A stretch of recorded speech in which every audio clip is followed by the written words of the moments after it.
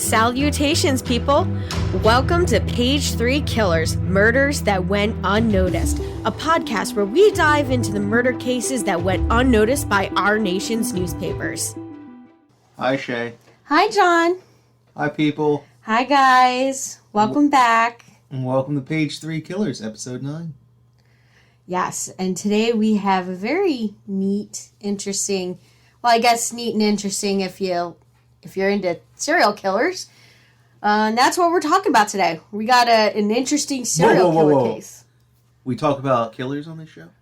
Yeah, we talk about killers. I was unaware.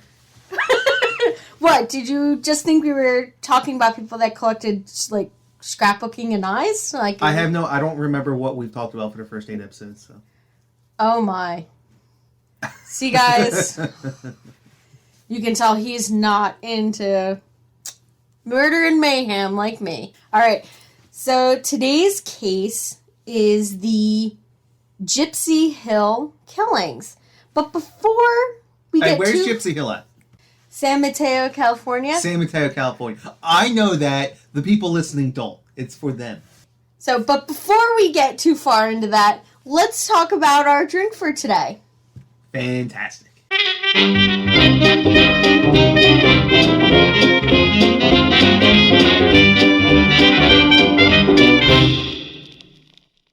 And we're back with another drink segment.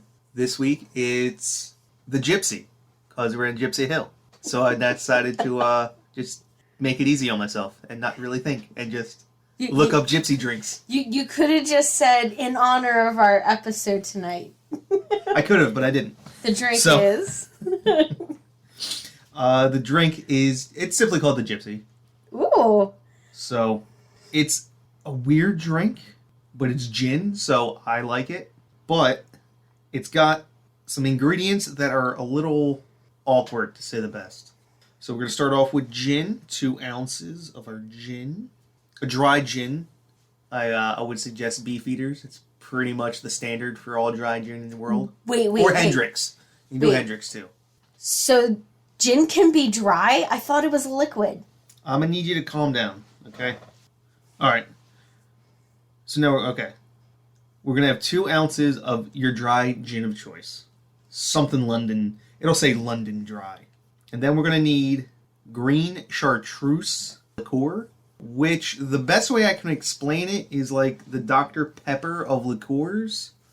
It's got 127 different flavors in it, or something along those lines.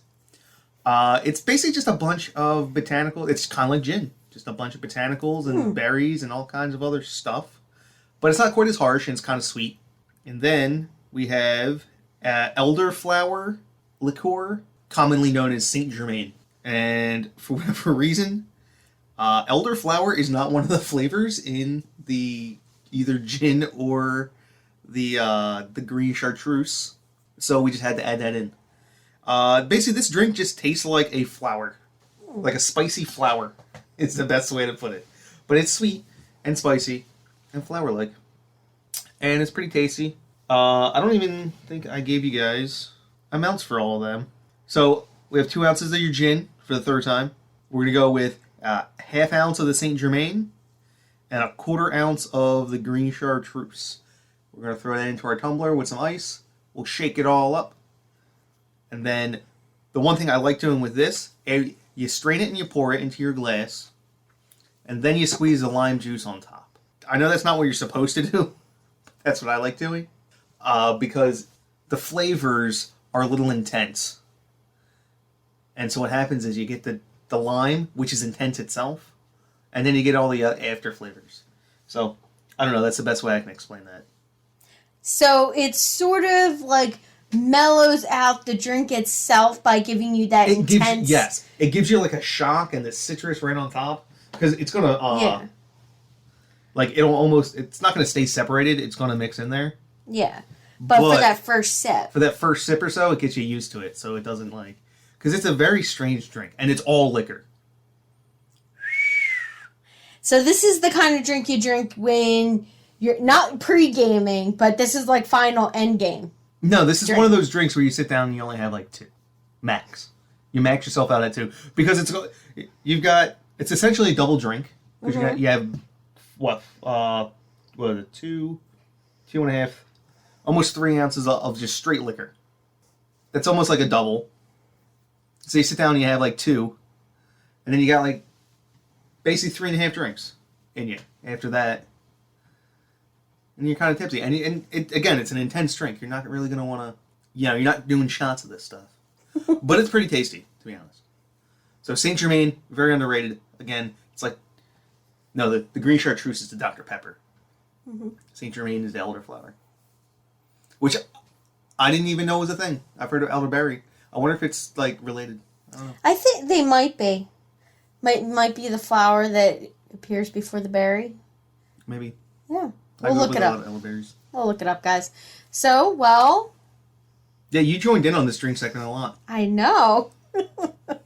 All so. Right. Back to our story. Right. Back to our regularly scheduled programming.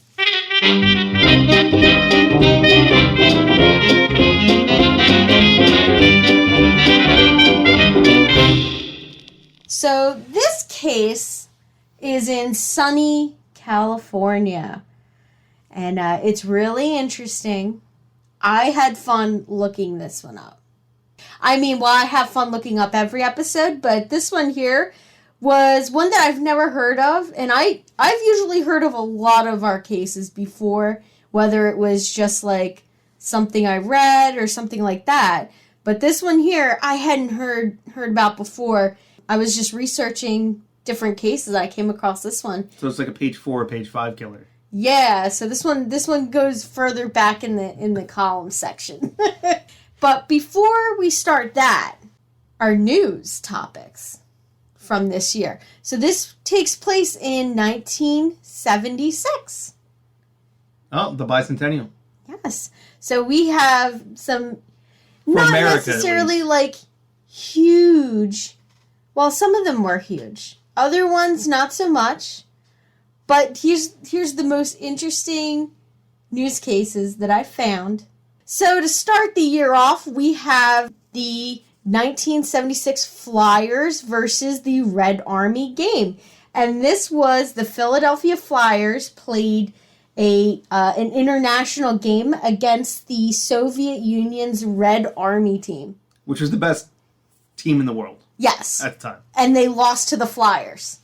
After one of the Flyers players checks their lead player, apparently the Flyers player literally came right out of the penalty box and just nailed a guy to the boards. And knocked the guy out for a solid 60 seconds. The guy just lay there on the ground. That's what the Broad Street Bullies did. Yes, they did. And the Flyers won that game 4-1. That was like that was before the Miracle on Ice too. Yeah, and that was the first and only game that the Red Army team lost that year. I got nothing. Yeah, that's the first game they lost. Yeah, that first game that they lost. On January 27th, the United States vetoed the United Nations resolution that called for an independent Palestinian state. This is a big deal. Yes. This causes all kinds of problems because this happens right before Jimmy Carter takes the presidency. And it happens before he becomes the president, and it's probably the reason why he doesn't get reelected in 80. Well, that one there didn't interest me nearly as much as the next one. See, this one's fascinating to me. This one here but the next one is your favorite. It's so weird. So, January 14th, you had the Lutz family, and if everybody knows them, it's from Amityville. So, the Lutz family flees their 112 Ocean Avenue home in Amityville, Long Island, New York. 28 days after having moved in on December 18th. This would become known as the Amityville Horror. They made a movie about it, wrote a book, and it's one of like the... So it's a ghost story. So, well, no, I feel like it's not... I think it's a psychological thing. Like mass hysteria happened. Yeah, no, that's what I mean. But this was like the best case of it. They think it's haunted, right? Yeah, they think their house is haunted. And I mean, part of it had to be the Lutz family was like the publicity. You know, they ended up making a movie getting royalties for that. And so it became like sort of like a money thing for them. But I think it started off as simply a mass hysteria of like a haunting that they thought they were having. What if they planned it out just from the very beginning? They were sitting down having family dinner, and they're just like some roast beef or something, and you're like, "Hey, I bet you we can make a movie about this in about 30 years if we just pretend this place is haunted." Yeah. Actually, when did Amityville Horror come out? By like the early 2000s? Oh, is it before that? I think they made a film prior to that. Yeah, and then they did a remake. But yeah. So that story I found very interesting, mainly because I like this psychology angle of the mass hysteria, not the haunting part. I'm calling it was planned. Well, I find it funny because I don't believe in ghosts, but I love watching those TV shows and laughing at them when they're just like, oh, the door moved on its own, and it's like, well, you stepped on the floorboards right by the door, like. It's an old house. It's settling. So I find that funny. I enjoy it. You know what the old saying is? What? Don't attribute to mass hysteria what can be attributed to a grand conspiracy theory. The government did it? Oh, no, you don't need the government involved in this one. I'm just saying, like, they're probably just sitting around dinner, like, hey, how can we make millions off of this? That's true. And it worked. Yeah. Remember, just because it's a conspiracy doesn't mean it's not true. I don't think the Lutz family made millions off of it. I think they made a couple, like, maybe 100,000, but... Okay, obviously I'm kidding. I'm sure it started off small, and somewhere along the way someone was like, hey, we can buy a bank on this. Yeah. All right, what else happened? We then have a race riot that breaks out in a Pensacola, Florida high school that injures 30 students. And it over a 4-hour period, and it involves about 2,000 students, which is one of the largest race riots that they had in Florida. It's a big school, 2,000 students. Yeah, it's a huge school. I mean, our graduating classes had, 600 and some? I mean... Well, yeah, you multiply that by 4, but still not everyone... I mean, the fact that 4,000 students were involved in the riots. Or 2,000 students were involved in a riot. So the high school was significantly larger than that. And I mean, it took 4 hours for them to gain control over the situation. Like, that's just insane. It's just 4 hours of, like, teenagers just going at it. Crazy times. Then we had the Gregg versus Georgia. The Supreme Court of the United States rules that the death penalty is not inherently cruel or unusual, and is constitutionally acceptable form of punishment. Now, I'm just going to throw it out there. I believe that there are certain people that deserve to die for things that they did, and then others that don't. And I know your views are much... I'm willing to let a handful of people rot in jail for the rest of their lives for the sake of never sending an innocent person to death. Yeah. But let's not talk about politics. Next. Yeah.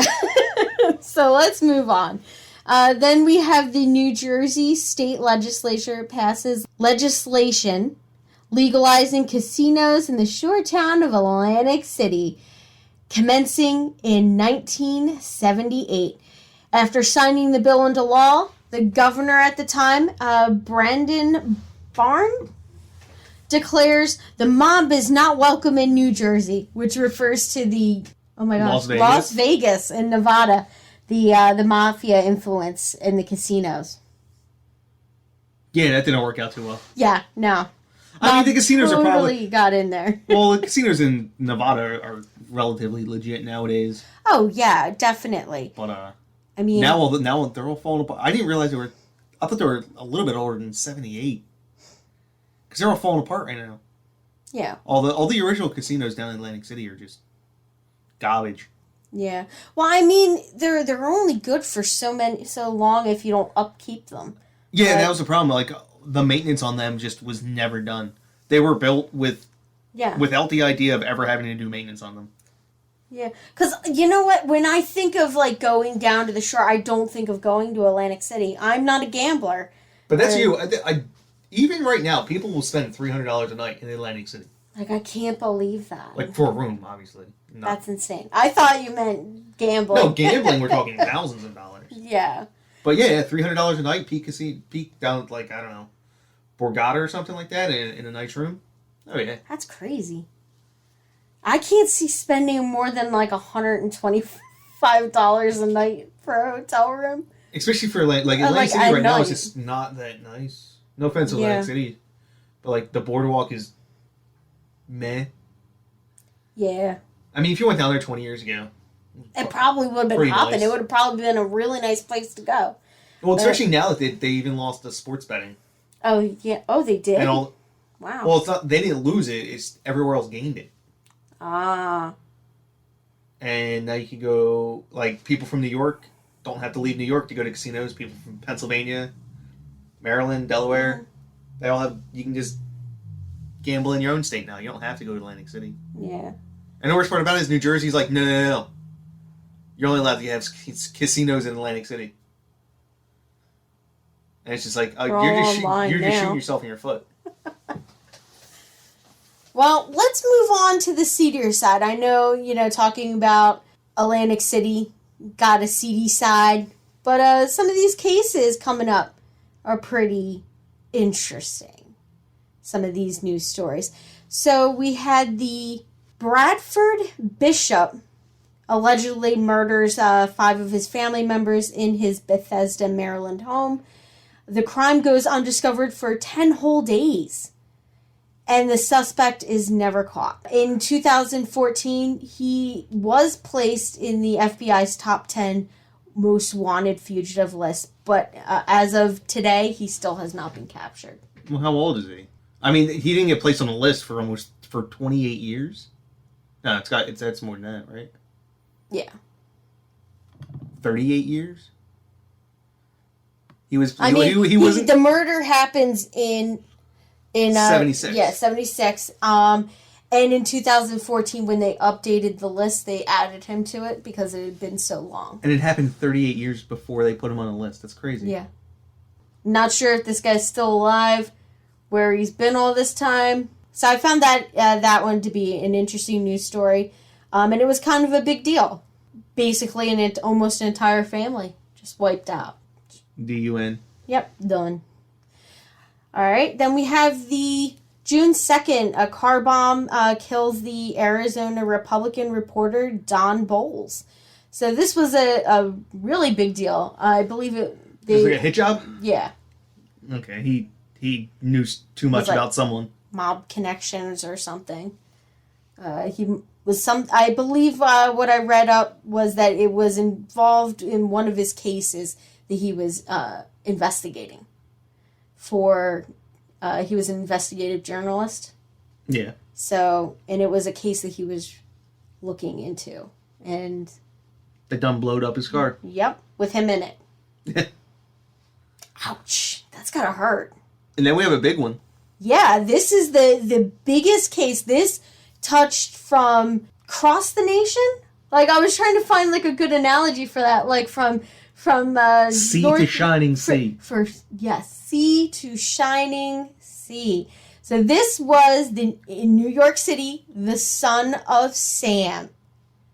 That overshadowed an awful lot of headlines. Yeah, like this is when he starts his series. What was his name? David Berkowitz. Berkowitz. Yes, David Berkowitz. I knew a Berkowitz growing up. That's how I remember it. And he starts his killings at this time. He would like literally just pack like his to-go kit. Like he had like a gun, like paper bag, whatever it was. Like he would like make sure that he had all of his things, and then he told the FBI that he would just go drive around.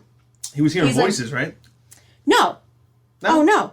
I thought I thought the devil was telling him to do it. So that's what he claimed. So afterwards, I think they realized that, he's not crazy. He's not. I mean, he got life in prison. All right. Was he an incel?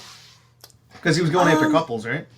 Yeah, he went after couples. So I bet you was an incel. He probably. I mean, this was a guy that he was really messed up, but I think saying that his dog was talking to him that's right, and all dog, that, yeah. I think that was really just to make him look insane.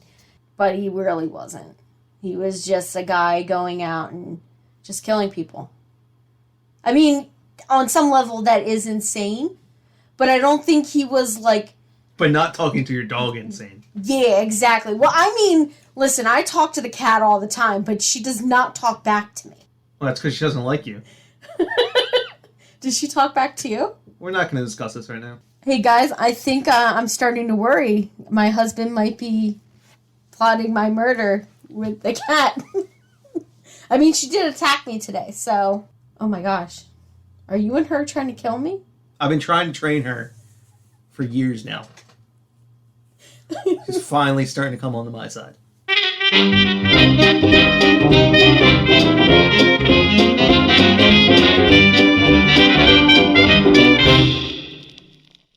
So I told you that this case takes place in San Mateo, California, and it is a serial killing. So this is the homicide of 5 young women. It was in an area called Gypsy Hill. So they were known as like the Gypsy Hill 5. And these murders happened between January and March of 1976. So, like... So, like, what? I was just about to say, I'm like, so it's like right around my birthday. It ends like right around... Starts in winter, ends in spring. Well, it depends on when in March it ended. I know. But we'll get into that. Now, the killer, he became known in the media as the San Mateo Slasher. He also had a couple of other names that weren't as famous, which was the San Mateo Killer. But the Slasher seemed to be the favorite of all the newspapers in California.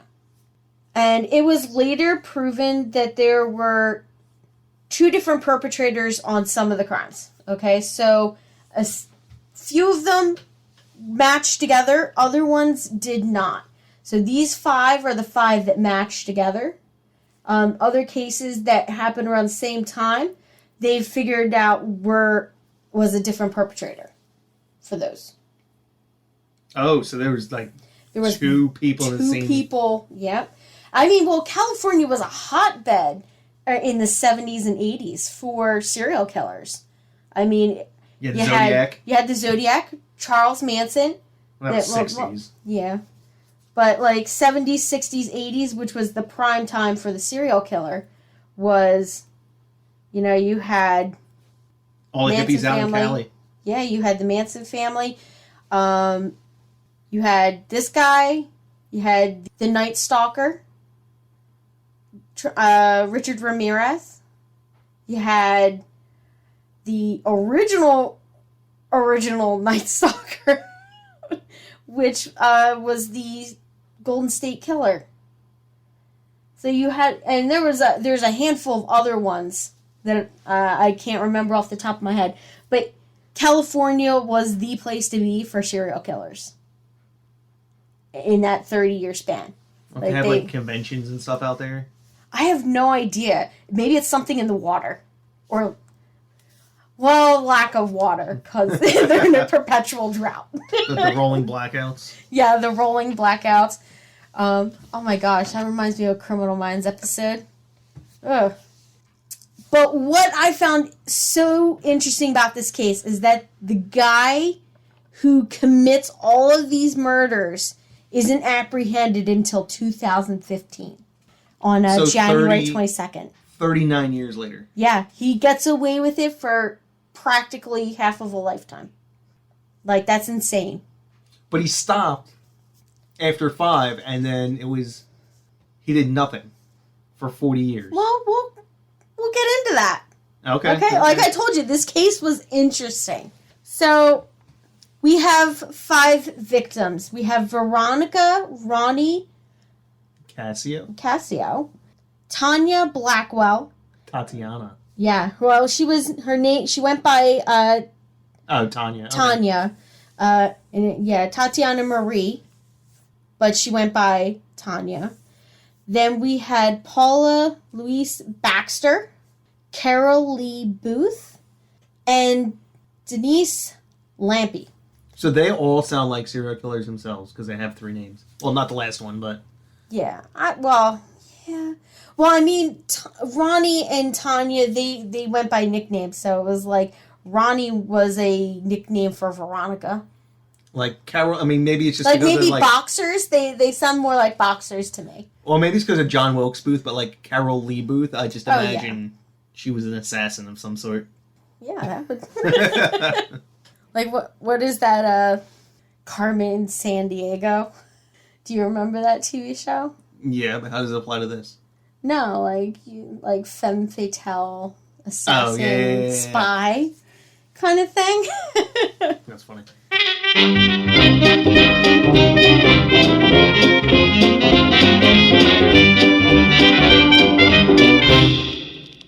The first one that starts off all of these would be Veronica. Her case starts on January 8th, 1976, when her body is discovered at a creek on the grounds of the Sharp Golf Course in Pacifica. Now, she was 18 years old at this time. They found her on a golf course, and she'd been stabbed over 30 times. They really had no evidence to go on. You know, they investigated everyone close to her, and they determined that it was really an attack by someone she didn't know. Like, So, 30 stab wounds, that seems much It's more like a overkill. crime of passion. yeah, definitely. Seems like a crime of passion, but nobody in her life was, a good suspect. So they figured that it was probably a stranger attack, and you can't solve those. So remember, if you ever want to just go kill someone, just make sure it's a rando. It's hard to solve. Yes. But in this day and age, I doubt it would go unsolved. I mean, we have all this forensic stuff, DNA, cameras are fucking everywhere. Oh, well, then just do it in Chicago, because those guys can't catch anyone. Oh, yeah. Like, Chicago is just... I was actually... There's one that we're going to be talking about. Probably not this season, maybe next season. Is it Unsolved? It's still active. Oh, But it's been going on since, 2001. So they probably haven't even gotten to the case yet. Haven't even started looking into it. They just connected a bunch of the cases. 2019. They connected 50. It's insane. 50? 50. Oh, snap. Yeah, that case is so interesting. But that's not what we're supposed to be talking about this episode. We were talking about the Gypsy Hill killings. But, yeah, we will talk about that other case maybe, towards the end of the season. Fantastic. Yes. So, like I said, Veronica's case goes unsolved. There's not much that they can do. They don't have any real evidence. There's no real suspects. So all the leads go cold.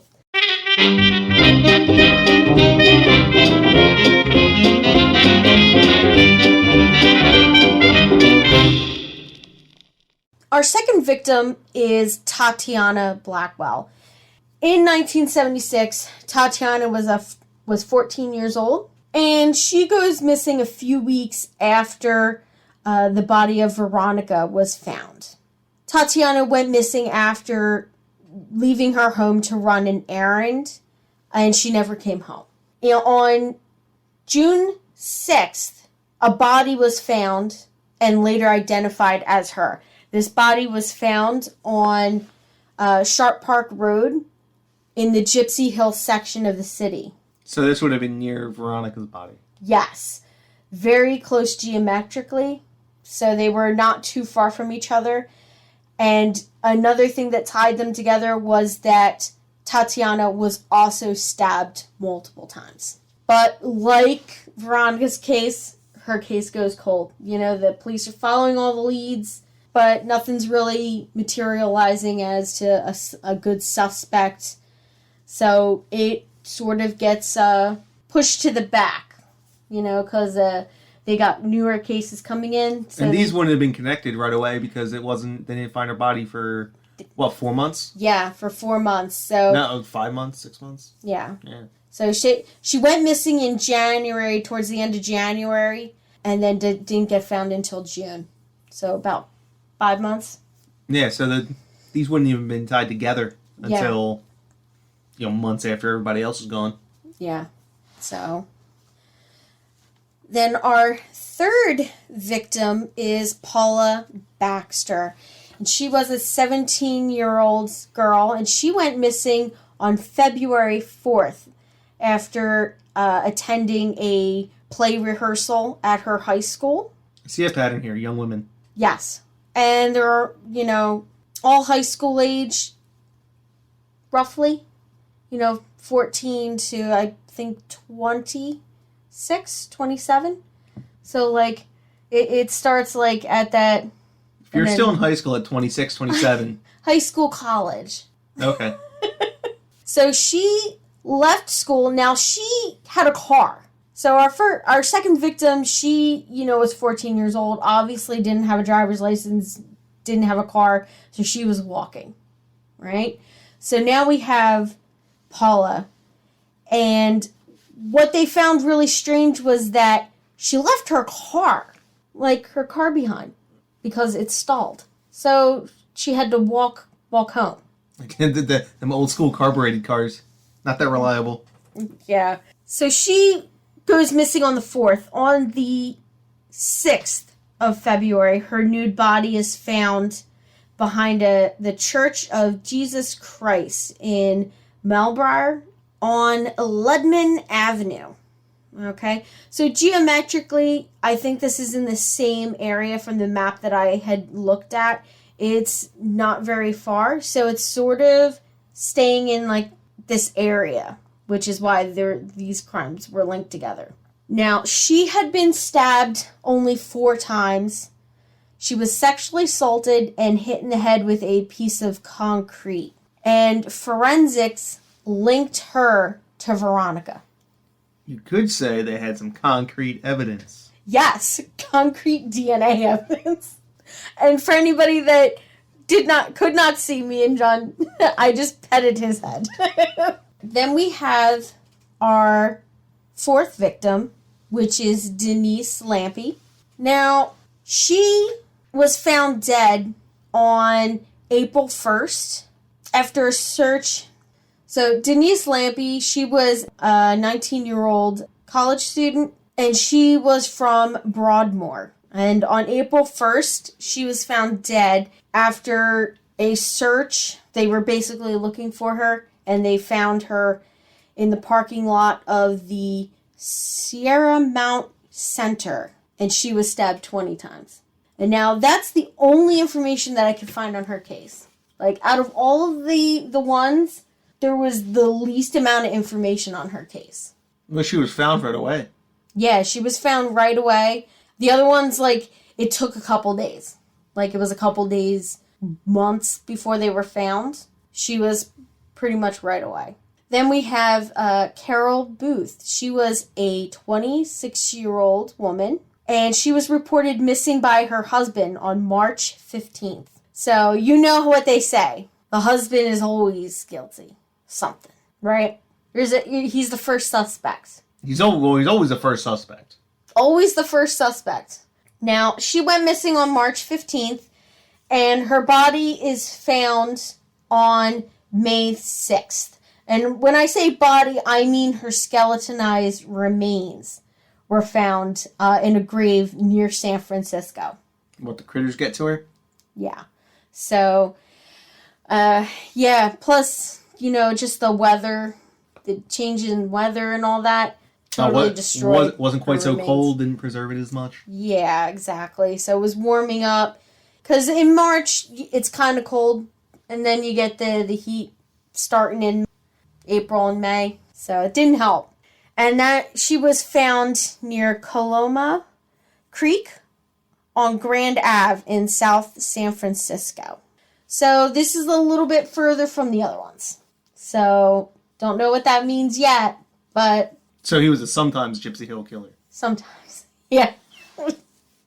So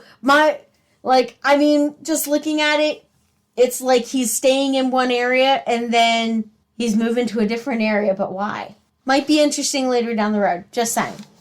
There was a couple of possible other victims Like, remember I said that there were, some that were linked together and some that weren't? So, here's some of the other ones that they couldn't necessarily... tie them to the other victims? Yeah. They couldn't tie them to the other victims, but it's pretty likely that he committed these ones as well. That this person did these. So, we have Michelle Mitchell. And she was a 19-year-old. She was 19 years old. And she was last seen in Reno, Nevada on February 24th, 1976. When her Volkswagen Beetle broke down on the intersection of 9th Street and Evans Ave. That air-cooled engines. Yeah. So... witnesses reported seeing her with somebody who was helping her, like, push her vehicle along the side of the road into the parking lot of the UNR Agricultural Building on Evans Street, which was where her car was later found. Later that evening, Michelle's body would be discovered at a parking garage on East 9th Street, and her hands were bound and her throat slashed. Now, unfortunately, there were some issues in this case. So they did have somebody confess to committing the murder, actually did not commit the murder. And that would be Kathy Woods. And that was 3 years later after the murder. She confessed to the murder. So there were just a lot of issues with this case in that regards. So they had a false confession to the murder, and it sort of derailed the investigation a bit. Now, like I said, Kathy Woods, a mental patient at the Louisiana State University Medical Center, confesses to murdering Michelle. Now, hold on. She was at Louisiana State? Yeah. And she murdered someone in California? Yeah. Who was from where? Reno, Nevada? Yeah. This makes no sense whatsoever. So, I think Michelle was actually found in Nevada. I think those streets are in Nevada. So, we are moving to another area entirely. So, this guy is moving around. He's not stationary. Kathy Woods confesses to murdering her and is charged and convicted of murdering her. And in fact, it takes 35 years for her to be released from prison. I wonder if she regrets why, she's crazy. Confessing. She was crazy. Well, I mean, it depends on how... Yeah, true. There's a lot of things involved. DNA evidence cleared her in 2015, and they released her after serving 35 years for murder. Yeah, there's an insane statistic about how many people who are cleared by the Innocence Project who confessed. Something like a quarter of everybody who they cleared through DNA confessed. That's insane. I mean, well, you got police brutality and interrogation tactics to blame for that. There's a whole host of things that are to blame for that. You stand over somebody for 48 hours, not letting them sleep or eat or sit in a chair, and yeah, you're going to get some false confessions just to get out of that room. That's all I'm saying. Not that the police didn't, Who knows? She was also in a mental institution. Yeah, that's true. But we do have one other possible victim of this guy is Ida Friedman. Now, Friedman was 21 years old, and she was an employee of an imports firm. I have no idea what an imports firm is. They import goods, I guess? Yeah. So, basically what happens is companies from overseas have to ship their stuff to America somehow. Yeah. And that's what importers do. They receive the goods and then they send them out for distribution. Yeah, so she worked for an imports firm. Now, this case is totally different from from the other ones. She is found in her apartment, stabbed to death and sexually assaulted. She She was murdered with a 1/8-inch kitchen knife in her apartment at 116 Fairmount Street in San Francisco. And she was murdered on March 17th, 2 days after the Gypsy Hill victim Carol Lee Booth was reported missing. Coincidence? Coincidence? I think not. Yeah. Now, she was found on her kitchen floor. Her apartment had been ransacked. And she was, from what I read, she was found nude in her kitchen. And she was found by a coworker who was concerned when she didn't show up for work. So coworker went to go check on her and found her deceased. I'm pretty sure if I don't show up for work one day, like, none of my coworkers will come and look for me. Yeah. They'll find, like, oh, he finally went off the deep end. He just quit.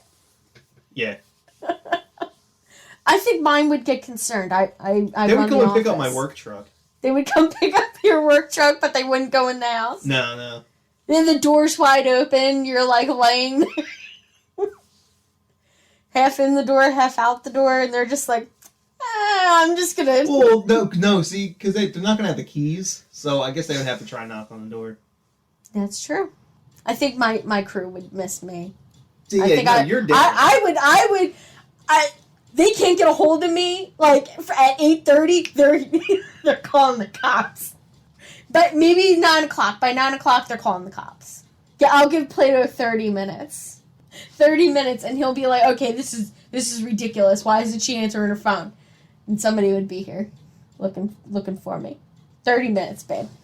45 once they get in the car. It would take a couple of days before anyone would probably even notice I was gone. I would notice you were gone. Well, I mean from work.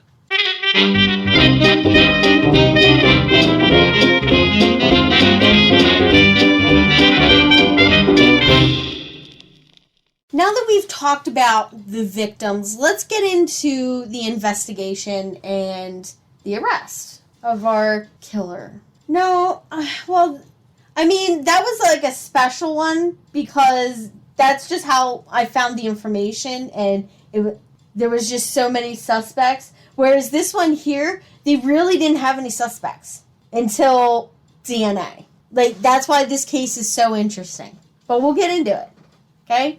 You keep on saying that. Well, I mean it. We're getting into the investigation now, babe, so buckle your seatbelt. I'm buckled in, babe. You're buckled in? I always follow the law. I don't drive without being buckled in first. Oh, okay. All right, so investigators start connecting these homicides. I mean, you have similarities and all that going on with some of these victims. You know, all the slain women were young. They were brunettes and mostly had experienced car trouble prior to being murdered. So they had either had, like, car problems or they were walking somewhere from their car. So was he a mechanic? I think he portrayed himself as a helpful Samaritan. You know, a good Samaritan helping them out. And then it turned out that he wasn't helping them out. He was casually killing them. Yeah. So I think, you know, that's how he got them to feel comfortable, was that, oh, they're having car trouble. Let me help you out. You know, push the car into a parking lot, and then he abducts them. You know, sort of like Ted Bundy with the cast. Like, he wore a cast to make them feel more comfortable. Didn't even have a broken arm for real. Another thing that linked all these cases were that they were found in wooded areas. So there was usually lots of trees, except for that last victim. She was found in her apartment. All the others were found near trees in a wooded area, you know, out middle of nowhere. The problem was that there was a lack of eyewitnesses, forensic evidence, and that stalled a lot of the investigations. And they're all randos. Yes. It's all random, just by circumstance. You know, all of the only thing that links all of these women together is they were killed by this guy. Yeah. Is the similarities in how they were killed. They never crossed paths in life. They didn't know anybody that knew any of the other victims, so there was no ties. In March of 2014, the FBI establishes a task force to re-examine these murders. After new DNA evidence casts doubt on the conviction of Kathy Woods, who was 64 years old at this time, and she was the one that she falsely confessed to the murder of Mitchell. The DNA that exonerated Kathy came from a cigarette butt that was found near Michelle's crime scene, and when they ran it, it popped up with all these other cases. It matched these other cases. Now they're like, oh wow, we have not just one case, but a bunch. It did the DNA evidence did two things. It exonerated Kathy for Michelle's murder, and it linked all of these other bodies, these young women, to one particular offender. And they found that the DNA was, in fact, a man's DNA, not a woman's. Now, on September 8th, 2014, the FBI named our killer because he has a record and his DNA is on file and it matches. And his name is Rodney Halborough, and he is the person of interest in these cases. On January 22nd of 2015, Rodney was charged with the murders of Paula Baxter and Veronica. And the DNA evidence was the strongest in those cases, so that's why they used those ones. Because they had 100% matches on those DNAs. So he's not weaseling his way out of them. He can't weasel his way out of them. So basically what the idea was is hold back some of the cases in case he somehow magically gets away with murder on these two during trial. Now, on November 8th of 2017, another one of the cases was DNA matched to a different person. So, I told you some of the cases match, some of them don't. So, Denise Lampy, her case ends up being solved when they match the DNA from her scene to a Leon Melvin Seymour. See, that's a serial killer name. Yeah, I know. It does. But he only kills her. So that does sound like a serial killer name. Now, his DNA matches 100% on that case.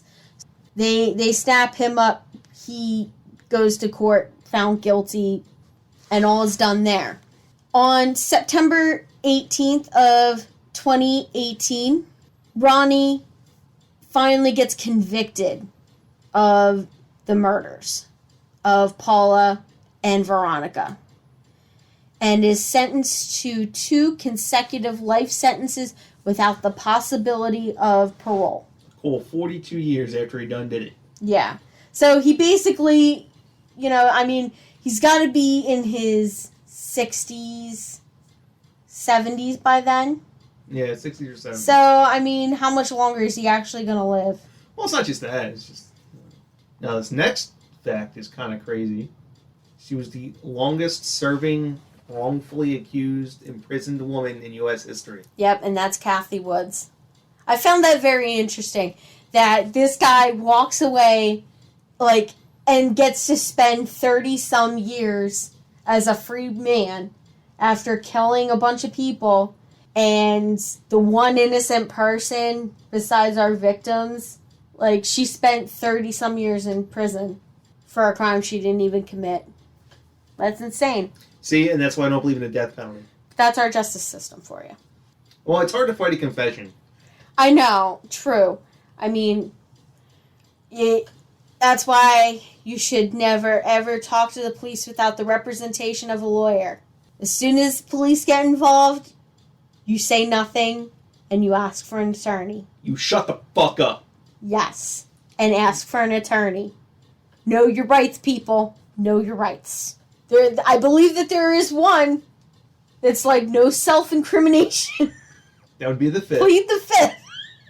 They didn't charge him with the murder of Tanya and Carol, but they believe that he did commit them. Now, their bodies, I believe, were the ones that were very compromised. Found much later. Yeah, they were found much later after death. So the evidence was just not strong enough. Like, the DNA was corrupted, due to decomposition. So they weren't the strongest of the cases for this guy. But they're pretty sure that because of the similarities in the cases, that they were able to tie him to those. So it is believed that he murdered at least those 5 girls. At least. At least. So let me tell you a little about Rodney Halborough. So he was born on January 27th, 1948 in Wisconsin. Now, his family moved to Muskegon, Michigan, shortly after his birth, where Rodney spent most of his childhood and youth. And he began to show signs of antisocial behavior as a child. So, antisocial behavior is like, the British love to say that, antisocial. And they call it, and that's just like any criminal. Like, they steal things. Well, that's actually what the real definition of antisocial is. Yeah. People think people who are introverts are antisocial. Like, that's not what antisocial means at all. No, antisocial is just, like, being, like... Well, no, you do things, you hurt people. Yeah. It's not interacting with people, it's actually interacting people in a negative way. Yeah, in a negative way. And, I mean, this guy's all over that spectrum. Very antisocial. Now, during his school years, he was an introvert. So... but at the same time, he gained notoriety among his other students, his peers, as a bully. He quite often didn't go to school, so he had very poor grades. And I believe after 1960, he just quit school. Like, he was just like, I'm done. Fuck it. He's going to be one of these gurus we see nowadays. Drop out of high school, become a millionaire. Drop shipping. He leaves and gets kicked out of high school. And then he participates in a hijacking, which lands him in jail. He gets arrested. Of like a plane? All they said was it was an attempted hijacking. I have no idea if it was a plane or a car. Or a bus. Or a truck. They didn't specify. They just said, that he was... I'm assuming it was a car. And he was sent to a juvenile offenders institution, after which he continued his illustrious crime career. From the start of the 60s, the hijacking and all that, and then he gets released on parole in 63, which he quickly violates the conditions of his probation, and in 1964, at the age of 16, is sent back to prison. He would be released the following year in 1965. He gets rearrested after he burglarizes a home, and he manages to flee from the county prison in September. He breaks out. And a few days later, he's recaptured, convicted, and sentenced to 5 years in prison. So now he's been charged with, fleeing, escaping prison. So, but this isn't the first time that he'll try breaking out of prison. This is just, there's some Shawshank shit going on here.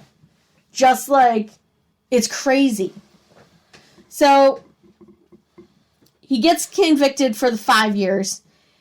He serves that, gets released. He works honestly for a short period before just saying, oh, fuck this. I'm not gonna break my back to make money. I'm just gonna steal it. So he starts back up with his little crime thing, his criminal side.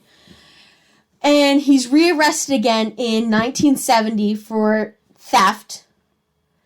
And he's convicted and sent to prison for 4 years. A few months after that, he manages to make another escape from prison. And a few weeks later is rearrested and returned to prison. This guy should write a manual on how to escape from prison. Oh, yeah. So, because he escaped again from prison, he gets an additional term added on for breaking out of prison. So, he gets years added on. So then, 5 years after that, he's finally paroled again in 1975. And after his release, he left Michigan and moved to Reno, Nevada, where one of our lovely ladies ends up disappearing from. And I'm believing that's probably one of the first ones in this stint. I mean, there's probably more crimes that they haven't linked him to just because there's no DNA. Like, I could imagine that he committed murders in Michigan all the way down to Nevada and then out to California. Just saying. Now, in December of that year, he attacks a girl, and during which he rapes and beats her. She survived, and he got arrested. And he was released on bail and remained at large during the preliminary investigation of our set of crimes, which ended in the spring of 1976. So he basically did all of that while he was out waiting for a trial. Yeah, while he was on bail. In May, his trial for that rape started. Probably should have upped that bail just a little bit. Yeah. He's found guilty of assault and of this girl, and receives a life sentence for a violent offense because he's a criminal offender. So he has so many stuff on his rap sheet already. Third strike. Yeah, this is a third strike kind of deal. So he gets life in prison.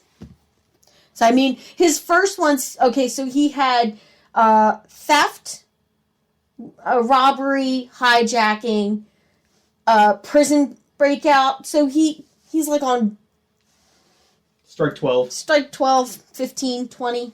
Somewhere around there. Because you know how they like to do it. They like to stack charges. Well, that's just charging people for what they done did. Yeah. So, they like to add on all these things. So, yeah, he's got a ton of charges.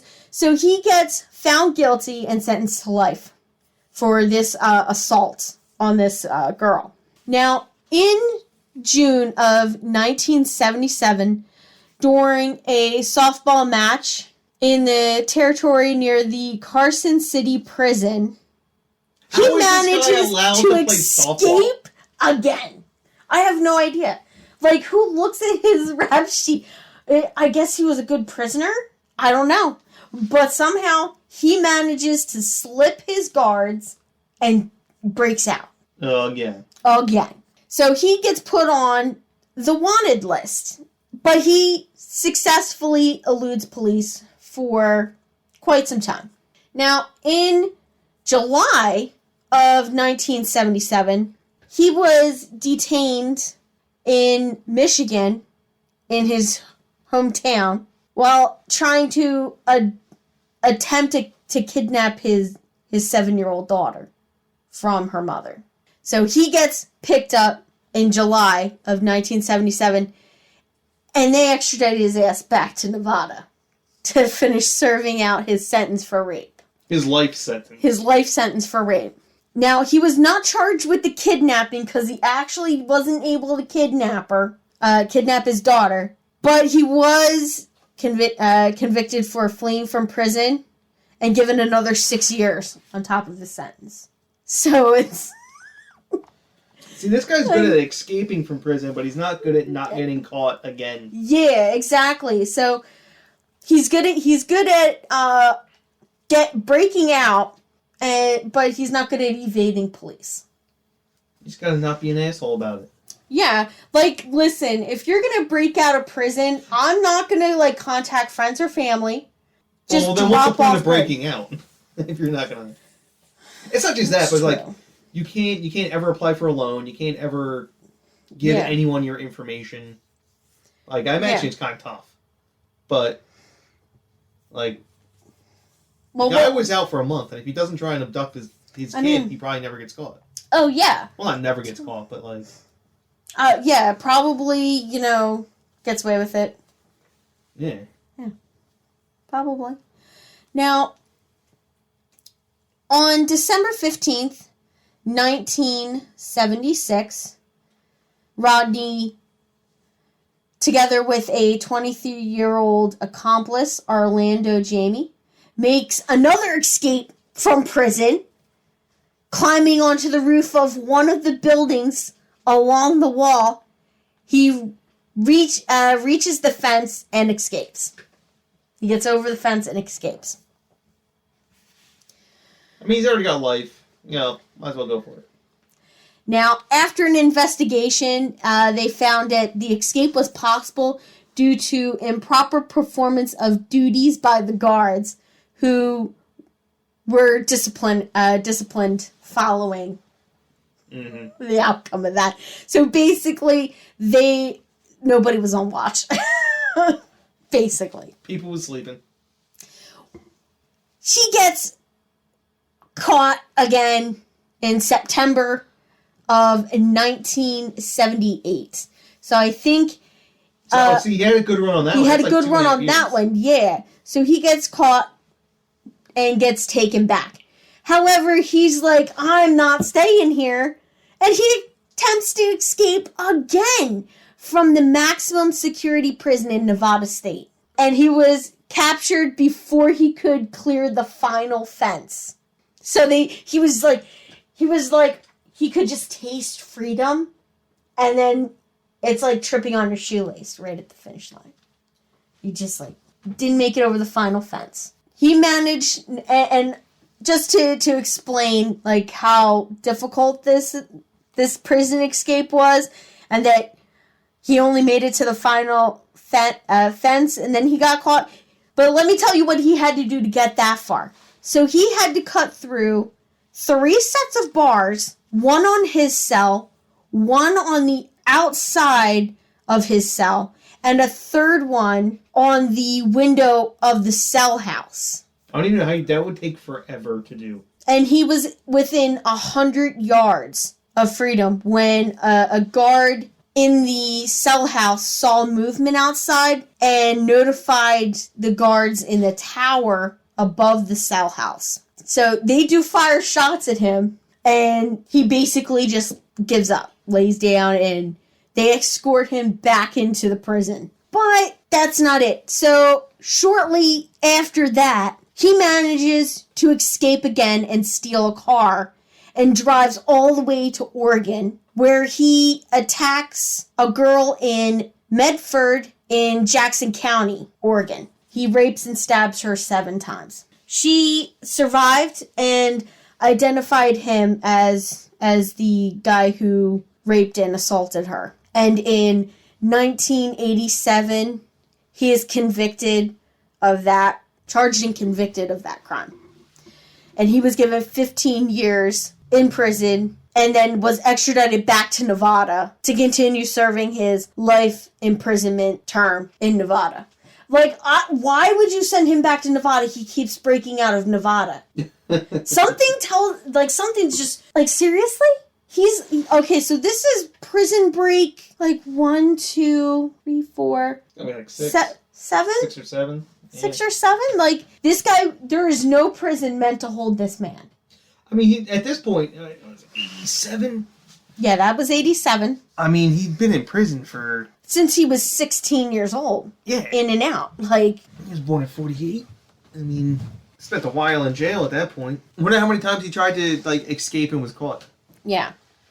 So, in November of 2013, he's released from Nevada State Prison, and he is sent to Oregon to serve his 15-year term for rape and murder. Rape and attempted murder. Attempted murder. Now, since 2013, Rodney was serving his sentence at the Oregon State Prison with a set release date of 2026. At the age of 78. Yeah. So it's 2021 right now.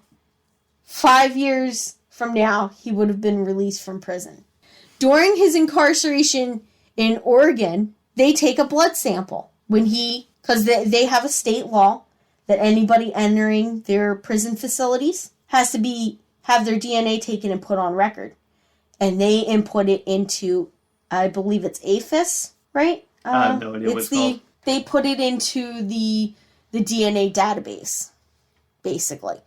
And it starts cycling around in there, in that FBI database. Now, in September of 2014, his DNA profile matches with the profile of the man who left biological evidence on the bodies of Paula Baxter and Veronica Castillo. The study also shows that his DNA profile coincided with the one isolated from saliva on a cigarette found near Michelle Michaels' body, and she was the one that was killed on in February of 1976 in Reno, Nevada. So they extradite Rodney to California in January of 2015, where he is charged with 3 murders, which he pleads not guilty to.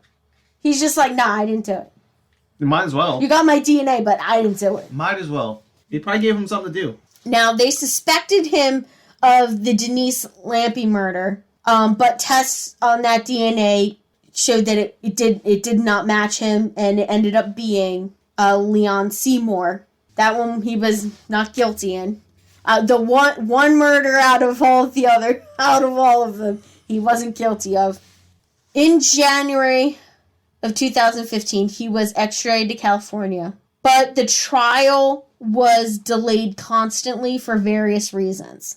And in 2016, Rodney was set in for forensic examination, and was determined that he wasn't suffering from any mental illness or abnormalities, and thus in June of that year, a verdict was issued on his sanity. So they basically said that, crazy. He's not insane. He's just a really terrible person. That he didn't have any mental deficiencies such as, he wasn't hearing voices or seeing things that weren't there, so he wasn't schizophrenic or, delusional. Bipolar, delusional. Yeah. So that's basically what they wanted to do. They wanted to make sure that if they put him on trial, that he couldn't turn around and say that that he pleads insanity. In that same year, he files a petition to refuse qualified legal assistance and lawyers. Hey, you know what they say? So he wants to represent himself at trial. The man who represents himself at trial is a fool for your client. Yes, and that doesn't help him at all. A judge does deny his request, as a number of experts proved that he was too incompetent to appear before court without a proper defense team. So they said, listen, he's not insane, but he is definitely not smart enough to represent himself in court. So no. And his trial starts on August 20th, 2018. At the trial, He was in a very positive mood. He refused to plead guilty, and he frequently argued with the judge and prosecutors. Yeah, like I said, this is just entertainment for him. It gets him out of jail for the day. Yeah. Like, it's the highlight of his week, is going back and forth to court. Exactly, yeah. It's the highlight. Now, on September 18th of 2018, Rodney was found guilty by the jury for the 2 murders, and received a life sentence. Again. Despite the fact that there wasn't enough evidence to accuse him of Blackwell and Booth's killings, they did say they believed he did commit those. So they are linked to him. And as of 2019, he is expected to be extradited to Nevada, where he will stand trial for the murder of Michelle Mitchell. I don't know, just keep him locked up. Don't even... I wouldn't move him anywhere else, but I guess, each state, they want their turn at him. So right now he's in California serving his... It seems like a waste of taxpayer money. Yeah. I mean, once the DNA came back, I would have just been like, you know what? Whichever state has the highest penalty on it, just, there you go. He's already serving multiple life sentences. Yeah. So, I mean, and he's just a shitbag of a person. But, like I said, Shawshank up in there. Like, how many times did he break out? At least the guy in Shawshank never got caught again. You should just pull the Brooks. Yeah. Rodney Halborough was just a terrible human being. I believe he is still alive and in prison. And hopefully he's too old now to break out again. Fingers crossed. Well, at this point, he's not breaking out. Yeah, they're just not, they're not giving him any leeway now. Well, he's just too old. He's 72 years old. Yeah. He can't be scaling fences no more. Yeah, he's not. He's like my dad. I mean, after breaking out that many times, that has to be a record. I don't know if they keep track of that. I mean, I think that would be a Guinness Book World Record. a world record, breaking out of a prison. And, like, I'm hoping it's not the same prison. Like, they didn't specify which, like, I would assume that he breaks out of one prison and they send him to a different facility. Like, when he goes back. They send him to a more secure facility. Well, he's already in maximum security. Maximum security prison's a pretty secure place. Yeah. I mean, I don't know what it was like back in 1976, but... Yeah. I mean, that's the one he broke out of in the 80s, right? Was the maximum security. No, I mean, he went in 83. Well, he attempted it in 78. He attempted.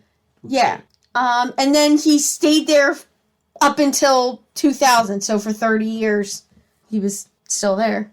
So, I mean, he broke out 6 times in a certain amount of, in like a 10-year period. But yeah, so total dirtbag, terrible person. Thank God he's in prison, and thank God for DNA. And that's everything I have on the Gypsy Hill killings. So I know that we had a couple of things that we wanted to, some updates that we wanted to let everybody know about. I don't know about updates, but sure. Yeah, so we are now on iTunes. Or on iTunes, Google Play, or whatever, Google Podcasts. Google Podcasts. Not Google Play. Stitcher, Podcast Addicts, and something else. I can't remember. Yeah, guys, so you can check us out. If you want to download and save the podcasts or whatever. Just subscribe. Yeah, you can subscribe to us on YouTube. Any one of our podcast links, and you can find us under Page 3 Killers, Murders That Went Unnoticed. on iTunes, Stitcher, all of those fun places. I'm pretty sure we might even be Google findable at this point. Yeah. Oh, yeah. Type in Page 3 Killers podcast. Yeah. And we'll pop up. We'll pop up.